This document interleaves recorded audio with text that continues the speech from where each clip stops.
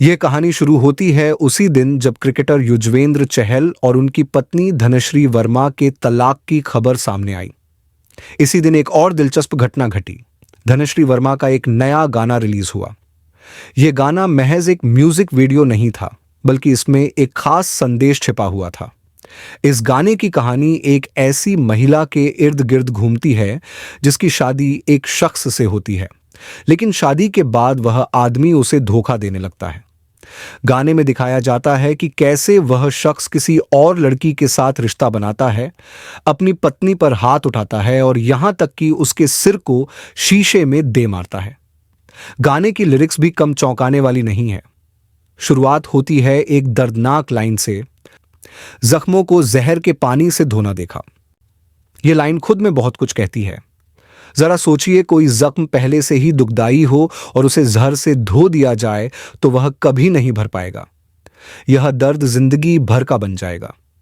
यही नहीं, आगे गाने में एक और लाइन आती है, गैरों के बिस्तर पे अपनों को सोते देखा। इस वाक्य का सीधा अर्थ यही निकलता है कि जिस इंसान से अपना गहरा रिश्ता था, उसे किसी और के साथ देखना कितना दर्दनाक होता है।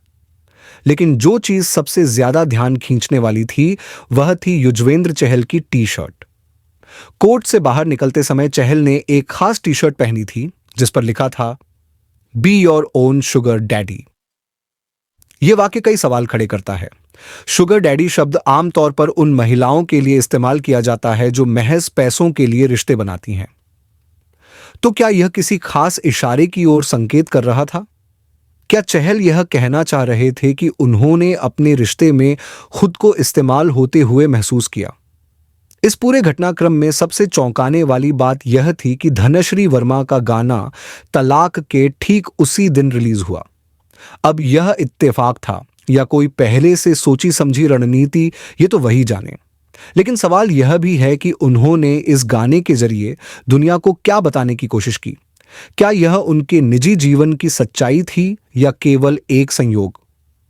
अगर हम चहल और धनश्री की पूरी यात्रा पर नजर डालें तो साफ दिखता है कि जब तक उनकी शादी नहीं हुई थी, धनश्री को लोग बहुत कम जानते थे। वह एक कोरियोग्राफर थीं, लेकिन उनकी पहचान सीमित थी।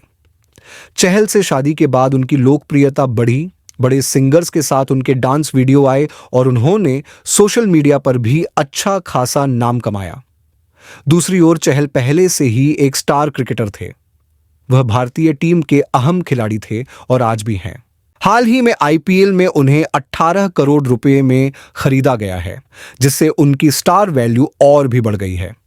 अब सवाल यह उठता है कि धनश्री और चहल के बीच जो रिश्ता था, वह क्या वाकई प्यार पर टिका था या कुछ और वजहें थीं?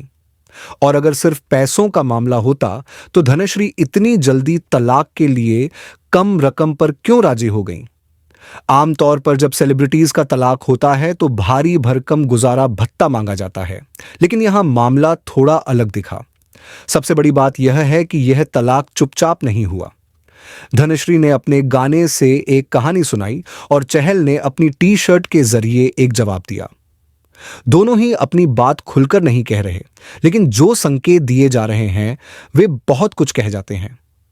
अब इसमें किसकी गलती थी, कौन सही था, कौन गलत, यह हर किसी की अपनी सोच पर निर्भर करता है। इस पूरी घटना को देखकर यही कहा जा सकता है कि कुछ बातें कभी पूरी तरह सामने नहीं आती, कुछ राज हमेशा राज ही रह जाते हैं। लेकिन जो संकेत दिए गए हैं उनसे जनता सब समझ सकती है। अब सवाल आपसे, इस पूरे मामले में आपको क्या लगता है? कौन सही था, कौन गलत? क्या यह सब महज इत्तेफाक था या फिर इसमें कोई गहरी साजिश थी? अपनी राय जरूर बताएं।